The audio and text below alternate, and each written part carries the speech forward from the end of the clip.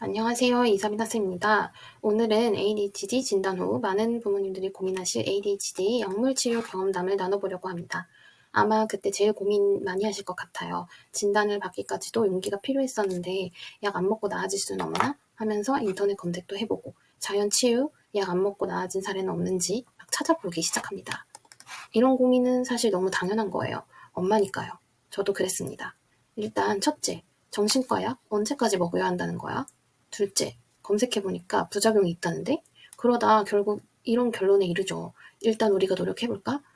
이랬던 제가 아예 약물 치료를 시작하게 된 계기, 그리고 2년간 ADHD 약물 치료를 하면서 겪어야 했던 감정, 부모의 마음가짐들에 대해서 이야기해보고자 합니다. 구독, 좋아요, 알림 설정 부탁드립니다. 끝까지 함께 들어주세요. 세모는 바로 약물 치료를 했나요? 세모가 7살에 ADHD 진단을 받았을 때 저희 부부도 약물 치료까지는 나중에 생각해보자 라고 결심하고 갔었어요. 아무래도 편견 때문이었죠. 그런데 의사 선생님께서 이런 말을 하시는 거예요. 지능이 나쁘지 않으니까 예후가 좋을 수도 있다. 부모가 일단 가정에서 행동 교정을 해보고 그래도 필요하면 학교 가서 선생님 피드백을 받아보고 약물 치료를 시작해도 괜찮을 것 같다. 취약 전이다 보니까 약물 치료가 급해 보이는 상황이 아니라고 판단하셨던 것 같아요. 그래서 어땠나요? 약물 치료를 안 하고 어떤 노력을 하셨나요? 약을 먹이지 않고 과잉 행동을 할 때는 붙잡고 설명하고 알려주고 그랬어요. 그때는 학습을 많이 하는 나이도 아니었으니까요. 매일 바깥 놀이를 가서 에너지를 많이 쓰게 하고 있습니다. 그렇게 약물 치료를 받지 않고 1년을 보내고 일단 학교에 입학을 했습니다. 그런데 왜 약물 치료를 시작하게 된 거죠? 일단 집에서 과잉 행동으로 인해 생기던 문제들을 부모가 가르쳐주고 훈육을 해도 쉽게 개선되지 않는 부분도 있었고요. 학교에서도 피드백이 좋지는 않았습니다. 무엇보다 매일 아침 학교에서 지켜야 할 규칙들을 아이랑 함께 따라 읽게 하기도 하고 또 세모에게 다시 말해보라고 확인도 시키고 그런 다양한 노력을 했지만 학교에 가면 아이는 행동 조절이 스스로 잘 되지 않았습니다. ADHD 때문이었죠. 그래서 3월에 선생님과의 상담을 통해서 약물 치료를 해야겠다 결심하게 됐어요. ADHD를 당뇨병에 비교하는 사람들이 많더라고요. 그런데 저도 거기에 많이 동의를 합니다. 만약 당뇨병에 걸린 사람이 있어요. 인슐린 조절을 알아서 해봐. 라고 하면 그 사람이 스스로 의지대로 조절할 수 있을까요? 아니죠. 그럼 당뇨병이 완치가 있나요? 그것도 아니죠. 사실 당뇨병이라는 것은 체질이 그렇게 태어났기 때문에 관리하며 살아야 하는 병이잖아요. 바로 전문의의 도움을 받아 약도 먹고 식단도 관리하면서 그렇게 살아가야 하는 것이죠. 제가 ADHD 아이를 키워보니까 ADHD도 마찬가지더라고요. 아이에게 물어보면 다 알고 있어요. 규칙도 어떻게 해야 하는지도. 그런데 아이는 ADHD가 있다 보니까 조절이 잘 안 되어서 충동적이고 계속 움직이고 싶죠. 예를 들어 몸을 간지럽히면 어떠세요? 웃음이 나오죠? 그런데 웃지 마 라고 하면 어떻겠어요? 웃음이 나오는 걸 대체 어떻게 참으라는 거야? 하실 거예요. ADHD도 그런 거예요. 뇌에서는 자꾸 움직이고 싶어. 지금 당장 저걸 하고파. 당장 말하고 싶어. 이런 충동이 상황 판단 없이 조절을 잘 하지 못하는 거예요. 그런데 어른들은 아이에게 참아야 해. 하지 말아야지. 하는 게 마치 간지러운데 웃지 말라고 하는 것과 같은 거였어요. 아이 입장에서는 괴로울 수 있는 것이죠. 그렇겠네요. 아이도 어쩔 수 없는 것인데 자꾸 하지 말라고만 하니까 계속 괴롭겠어요. 의지로 안 되는 것인데 말이죠.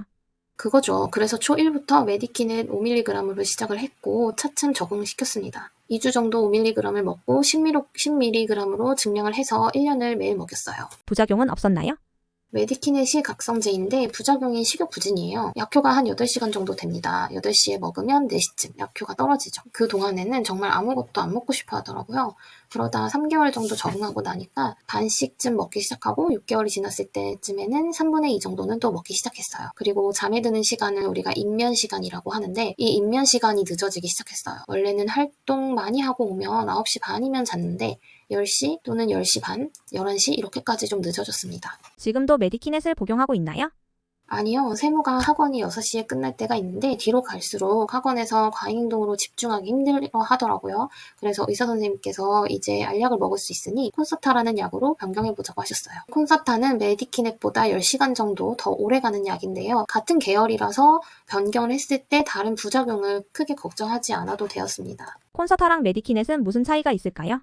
콘서타는 서방정, 약효가 은은하게 퍼져서 오래 가는 거고 메디키넷은 속방정, 약효가 빠르게 작용하고 약효의 피크도 빨리 와서 그만큼 빨리 약효가 사라지거든요. 근데 저희 아이의 경우에 메디키넷을 복용했을 때 반동이 조금 심했습니다. 이 반동이라는 것이 약효가 떨어지는 시간에 아이의 과잉 행동이 굉장히 더 많이 나오는 건데요. 그래서 4시 정도가 되면 세모는 과잉 행동이 4시부터 한 6시까지 그 2시간 동안은 다른 때보다 더 심했었던 것 같아요. 그래서 메디키넷보다는 은은하게 오래가는 콘서타가 저희 아이에게는 더 맞았던 것 같습니다. 약물 종류에 따라서 반응이 정말 천차만별이기 때문에 먹여보시고 부작용이나 효과를 보시면서 조절을 하셔야 해요. 반드시 전문의의 상담을 통해서 진료를 통해서 결정하셔야 합니다. 콘서타는 왜 알약을 먹을 수 있어야 하나요? 메디키넷은 참고로 알약을 먹지 못하는 아이들에게 매우 좋은데요. 메디키넷은 캡슐을 열어서 가루들을 요거트에 뿌려 먹거나 아니면 다른 밥에다 올려 먹는 친구들도 있고 그렇다고 들었거든요. 세모는 이제 요거트 위에 메디키넷 가루를 캡슐을 열어서 뿌려가지고 아침마다 먹었었습니다. 왜냐하면 알약을 그 당시에는 먹지 못했었거든요. 그러나 콘서타는 알약을 그대로 먹어야 하기 때문에 알약을 못 먹는 아이들에게는 좀 제한적일 수 있습니다.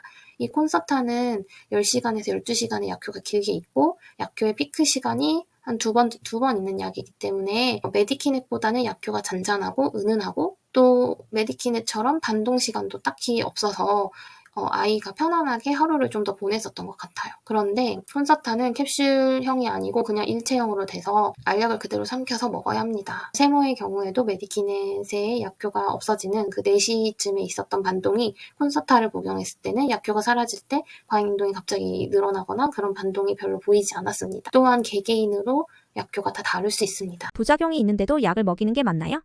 부작용과 약효는 계속 저울질을 해보셔야 해요. 전문의 선생님과의 상담이 사실 가장 중요한데 저희 의사 선생님께 이렇게 여쭤봤더니 그러시더라고요. 지금은 아이가 미성년자이기 때문에 사실 부모의 선택이다. 아이가 약을 먹어서 더 자신이 원하는 것들을 하면서 성취감도 느끼고 자존감도 높이고 좋은 친구도 사귀고 그런 생활을 하게 할 것인가. 아니면 좀 성취나 이런 것들에 욕심을 내지 않고 그냥 조금 장난꾸러기로 여겨지면서 생활을 하느냐. 그런데 그런 이미지가 굳어지면 또 자라면서 이런 장난꾸러기 같은 친구들끼리 모인다고 저희 의사 선생님께서는 그렇게 얘기를 하시더라고요. 그래서 같이 그런 친구들이 모이면 충동적인 사고도 더 쉽게 치고 비행 행동도 많이 하고 그럴 수 있다. 그래서 저는 그것이 과연 아이가 원하는 생활일까? 내 편견 때문에 아이가 기회가 있는데도 놓치는 건 아닐까? 다시 한번 되돌아보게 되었어요. 물론 부작용이 너무 심해서 생활이 오히려 불편하면 안 먹는 게 맞죠. 그렇지만 약간의 부작용을 감당하면서 또 적응하며 자신이 되고 싶은 모습으로 편안하게 생활을 할 수 있다면 약물 치료를 굳이 피할 필요는 없겠다라고 생각을 했습니다. 아이의 ADHD 약물 치료를 시작하는 분들께 해줄 수 있는 말이 있을까요? 엄마나 아빠가 감당해서 결정을 하셔야 하니까 너무 버거우시고 부모도 사실 자신의 인생을 어쩌질 못할 때가 있는데 부모가 한 선택이 아이에게 영원히 해가 될지 않을지 그런 염려를 해야 하는 그 순간순간이 엄청 답답하죠. 그럼에도 제가 2년 정도 먹여보니까 이것도 시간이 해결해주는 것들이 있더라고요. 이런 힘든 고민이 계속될 때면 좀 가볍게 털어놓는 요령도 생기고요.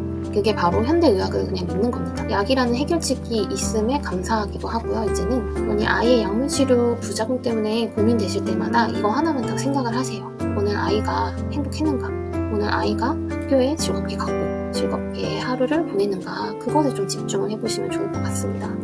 증량을 했다가 부작용이 너무 심하면 다시 좀 줄이면 되고 변경을 했다가 힘들어하면 원래 약으로 좀 돌아가면 될 일입니다. 이렇게 조금은 더 간단히 생각하시면 좋겠어요. 마지막으로 ADHD 약은 마법의 약이 아닙니다. 그리고 무엇보다 아이는 기계가 아니에요. 그래서 모든 약은 사람에 따라 다양하게 반응하기 때문에 이 약을 먹으면 친구도 많이 사귈 수 있을 것 같고 숙제도 시키는 대로 다 해낼 수 있을 것 같고 선생님한테 전화 왔을 때 증량을 빨리 해야 되겠다라는 섣부른 생각 같은 거 이런 섣부른 결단 그런 것들은 내가 이 ADHD 약의 마법의 약처럼 너무 기대될 때 그런 고민들에 오히려 더 빠지게 되더라고요. 그래서 사회성도 학습도 다 해결될 거라는 그런 믿음까지 너무 약에 의존하지 마시길 바랍니다. 약물의 부작용은 분명히 있습니다. 그러나 약효도 분명히 있어요. 그 부작용과 약효 그 사이에서 가장 중요한 건 아까 말씀드렸듯이 내 아이가 무슨 약을 얼만큼 복용해야 가장 편안한 하루를 보내고 있을까 그것이 기준이 되어야 한다는 것을 꼭 기억해 주세요. 오늘도 끝까지 들어주셔서 감사합니다. ADHD 약물 치료를 시작하시는 모든 아이들, 부모님들 힘내시길 바랍니다. 아이의 편안한 하루를 응원합니다. 언제나 화이팅입니다.